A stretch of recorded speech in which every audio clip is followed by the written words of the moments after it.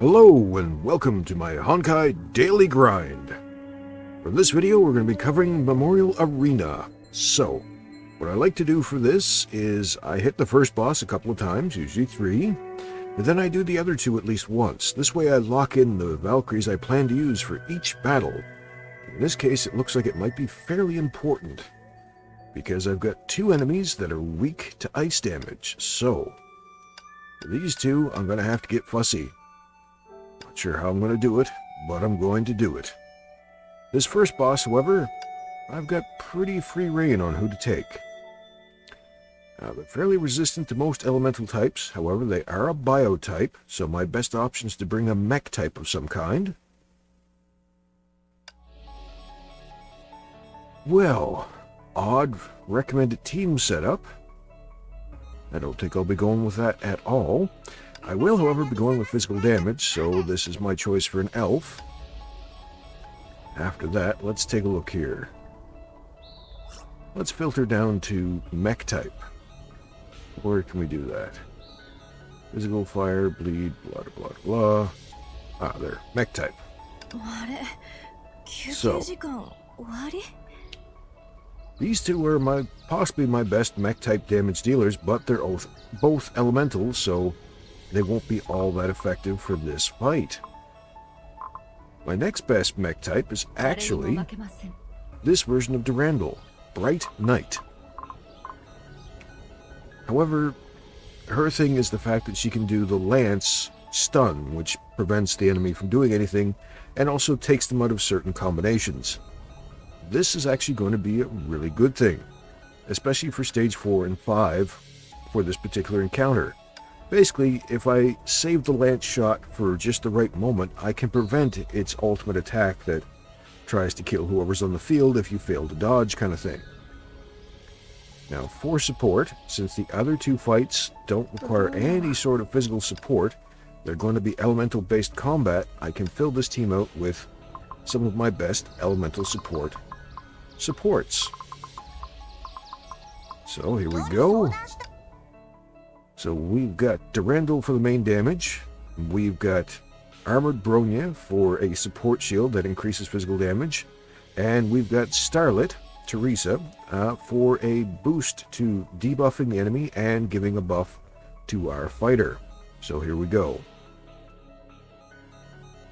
Let's have at it. Yes. Normally I like to use only 2 Valkyries for these fights, but for this one I'm taking all 3 because physical supports aren't required for the other 2 battles.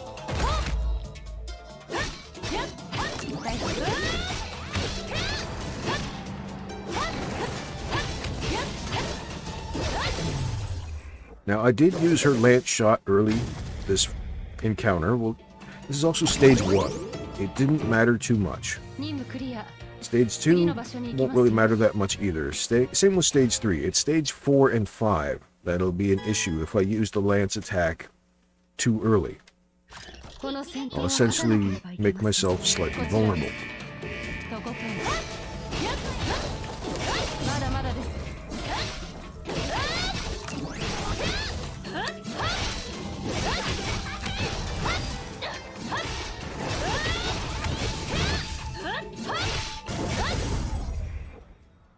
So that was just me doing Durandal's combo attack.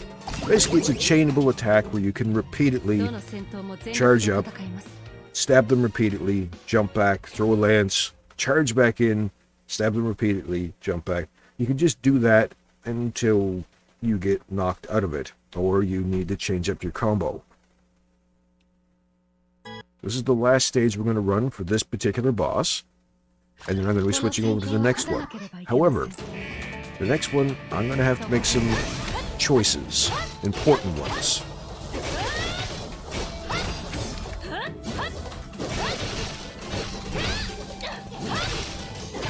And they're going to be important because I'm going to have another boss to fight. Both of them are weak against ice. See?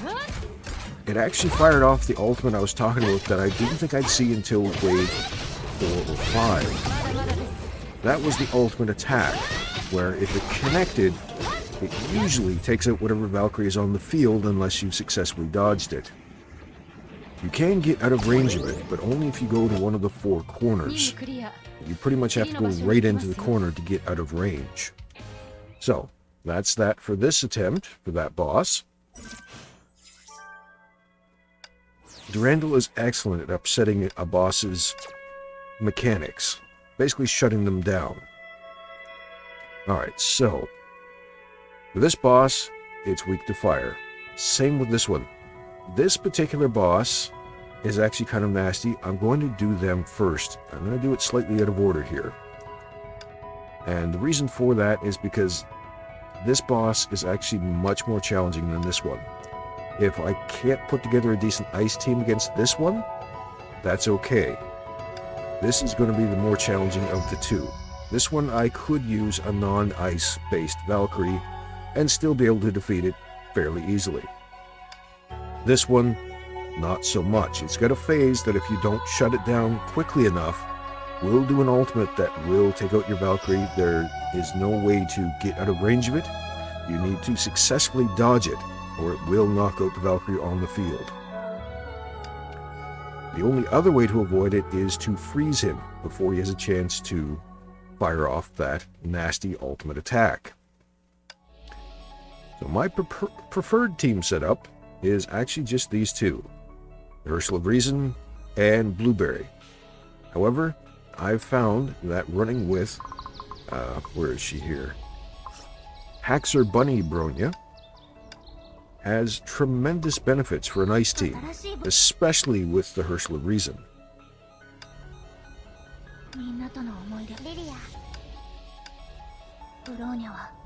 There we go. So, this Valkyrie is on here, not so much for damage, not even all that much for support. It's actually her ability. Her charged attack is she flies up into the air and then lands and does a tremendous amount of ice debuff. Not so much damage, but a debuff. And that debuff is critically important towards the later stages for this particular fight. Round 1, it's not going to matter much. Round 4 and 5, yeah, Blueberry is going to become very important. For a brief moment, she gets to really shine. She fills up that debuff bar halfway. This stage doesn't matter much, but you saw how I just froze this big angry cat in one hit using Blueberry? Blueberry fills up his debuff bar to shut down his ultimate phase by half in one hit. That is tremendous. Anyway, so that locks in that team. Okay, that's done. Now, to figure out what team to run for this fight. They are a non-type boss, meaning they don't have any particular weakness or strength, other than they're weak to ice and resistant to fire. Being a non-type boss means I could run any Valkyries I want.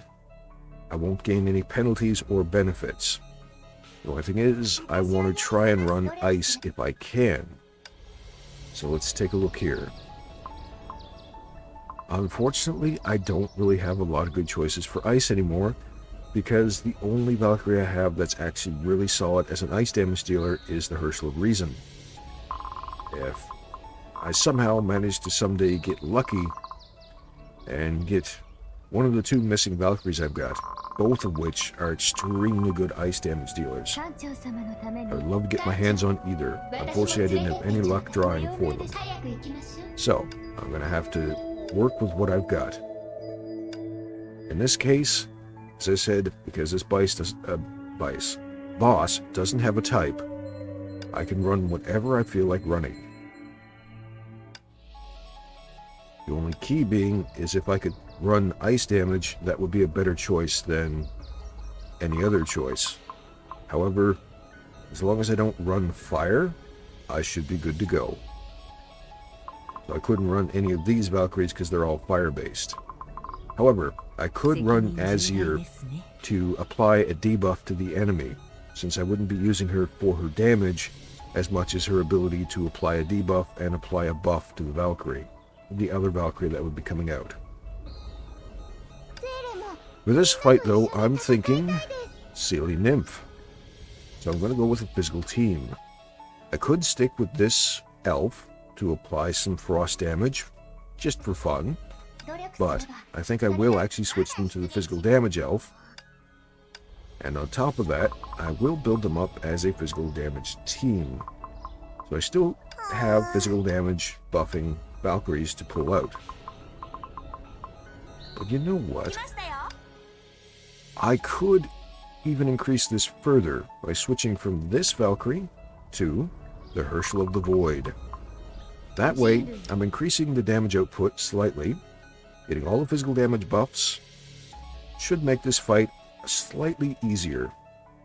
So, here we go, round 1.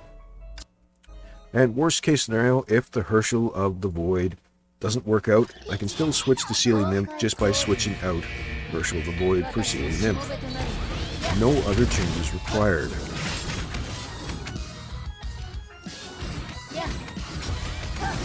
And if by some miracle I manage to land one of those 2 missing Valkyries that are extremely good at ice damage, I still have the space to do that instead as well.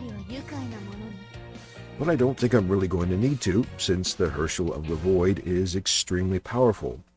I've souped her up quite nicely. She's got her best weapon, her best stigmas, and that physical support team is incredibly potent, especially when combined with the Herschel of the Void. Alright, so that's going to be everything for my attempts at Memorial Arena. Thank you very much for watching. I hope you enjoyed, maybe learned a thing or two. I know I always do. Until next time, make sure you hit that like and subscribe button, and I'll catch you then.